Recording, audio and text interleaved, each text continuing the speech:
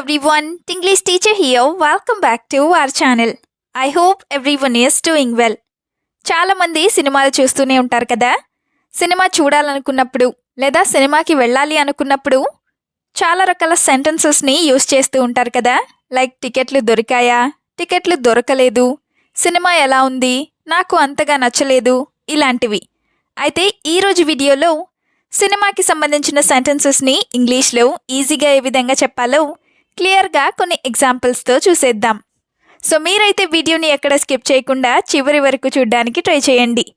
ఈ వీడియో కనుక మీకు యూస్ఫుల్గా అనిపిస్తే, అలాగే ఈ వీడియోలో నా ప్రజెంటేషన్ మీకు నచ్చినట్లయితే మర్చిపోకుండా ఒక లైక్ చేయండి. మీరు చేసే ఈ చిన్న లైక్ ద్వారా ఈ వీడియో మరికొంతమందికి రీచ్ అవుతుంది. So please like this video and also subscribe to Tinglish teacher for more such videos. ఇప్పుడైతే ప్రీవియస్ వీడియోలో నేను మిమ్మల్ని 2 క్వశ్చన్స్ అడిగాను కదా. వాటిలో ఫస్ట్ వన్ ఈజ్ మల్లెపూలు. మల్లెపూలని మనం ఇంగ్లీష్లో జాస్మిన్ ఫ్లవర్స్ అని చెప్తాం. Now the second question is ఇదంతా ఇప్పుడు చేస్తే ఉపయోగం ఏంటి?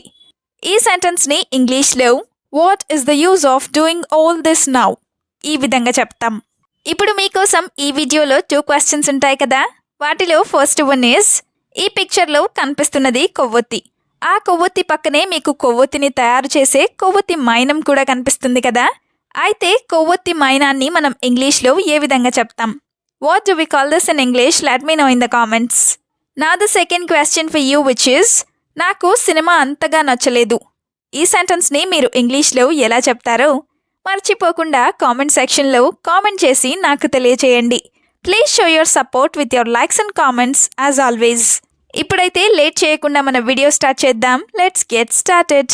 సెంటెన్స్ నెంబర్ 1 ఇస్ సినిమా ఎలా ఉంది? ఏదైనా సినిమా రిలీజ్ అయిన వెంటనే అడిగే ఫస్ట్ క్వశ్చన్ ఇదే కదా.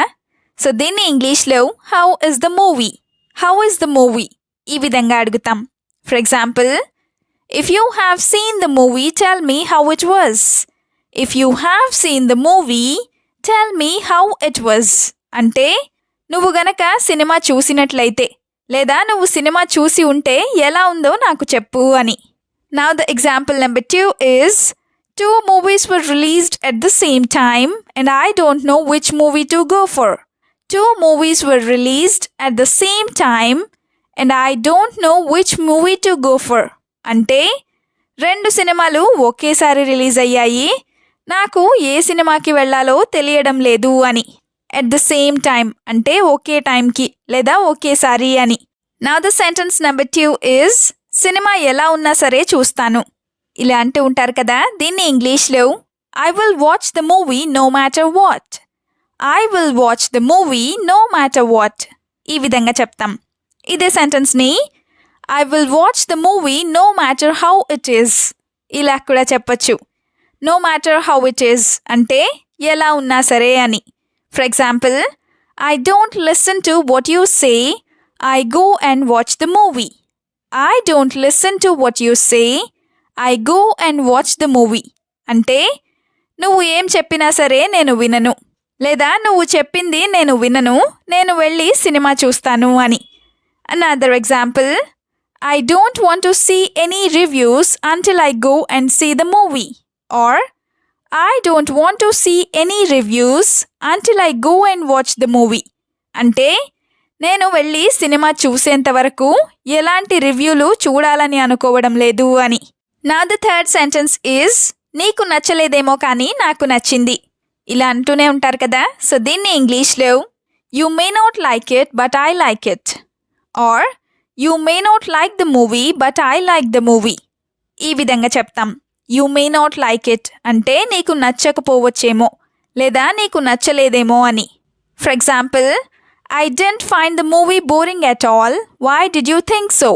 I don't find the movie boring at all, why did you think so అంటే నాకు మూవీ బోరింగ్గా ఎక్కడ అనిపించలేదు, నీకు ఎందుకలా అనిపించింది అని.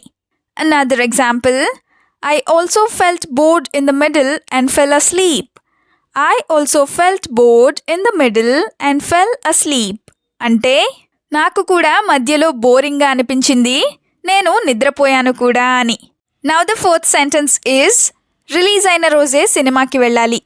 ఇలా చాలామంది అనుకుంటూ ఉంటారు కదా. సో దీన్ని ఇంగ్లీష్లో I have to go to the cinema on the day of release.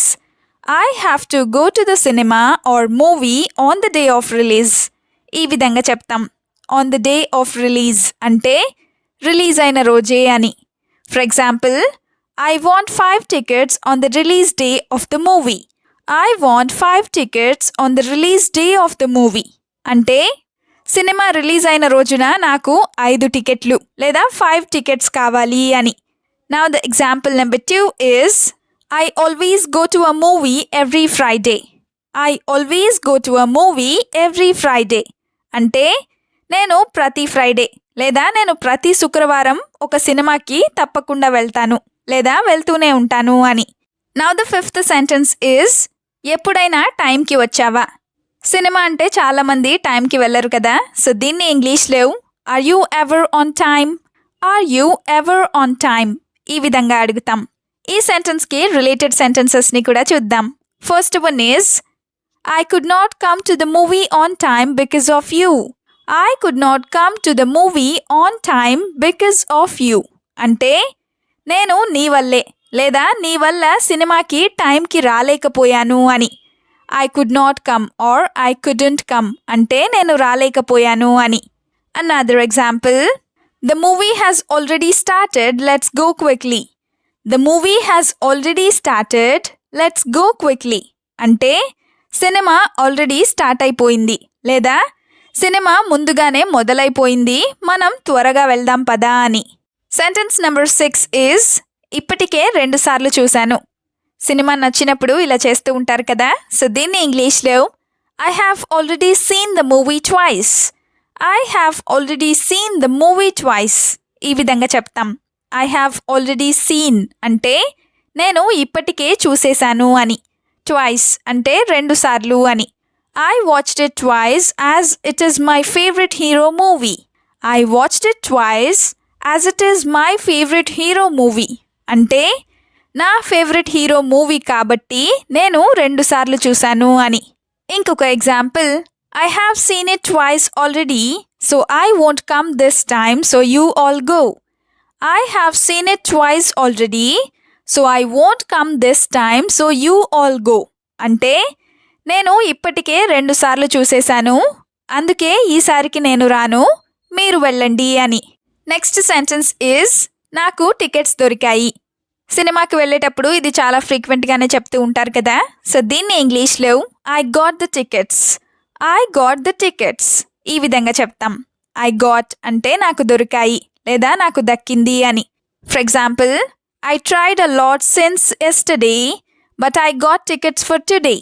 I tried a lot since yesterday but I got tickets for today అంటే నేను టికెట్స్ కోసం నిన్నటి నుంచి ట్రై చేస్తూనే ఉన్నాను, కానీ నాకు ఈ రోజుకి టికెట్స్ దొరికాయి అని. Now the second example is no matter how hard I tried, I didn't get the tickets for today. Will you try? No matter how hard I tried, I didn't get the tickets for today. Will you try? అంటే నేను ఎంత కష్టపడి try చేసినా కూడా నాకు ఈ రోజుకి టికెట్లు దొరకలేదు, నువ్వేమైనా ట్రై చేస్తావా అని. Now the last sentence is ఈ రోజు కుదరదు అందుకే రేపు వెళ్తాను. టైం లేనప్పుడు ఇలా అనుకుంటూ ఉంటారు కదా. సో దీన్ని ఇంగ్లీష్లో It is not possible for me today, so I will go tomorrow. It is not possible for me today, so I will go tomorrow. ఈ విధంగా చెప్తాం. It is not possible for me అంటే నాకు కుదరదు లేదా నాకు వీలు పడదు లేదా నాకు సాధ్యం కాదు ఇలాంటి మీనింగ్స్ వస్తాయి. For example, I want to go to the cinema today, but I have a lot of work to do. I want to go to the cinema today, but I have a lot of work to do. అంటే నాకు ఈరోజు సినిమాకి వెళ్ళాలనుంది కానీ నేను చేయాల్సిన పని చాలా ఉంది అని. ఇంకొక example, today I took a day off to go to the cinema or today I took a day off to go to the movie అంటే ఈరోజు సినిమాకి వెళ్ళడానికి నేను సెలవు తీసుకున్నాను అని. డే ఆఫ్ అంటే సెలవు లేదా లీవ్ అని. That's all for today. Thank you so much for watching this video. వీడియోలో ఉన్న వాటన్నింటినీ వీలైనంత ఎక్కువగా ప్రాక్టీస్ చేస్తూ ఉండండి. Will meet you again with a useful and interesting video. Until then, keep learning, keep practicing, and keep supporting Tinglish Teacher. Have a nice day. Bye bye.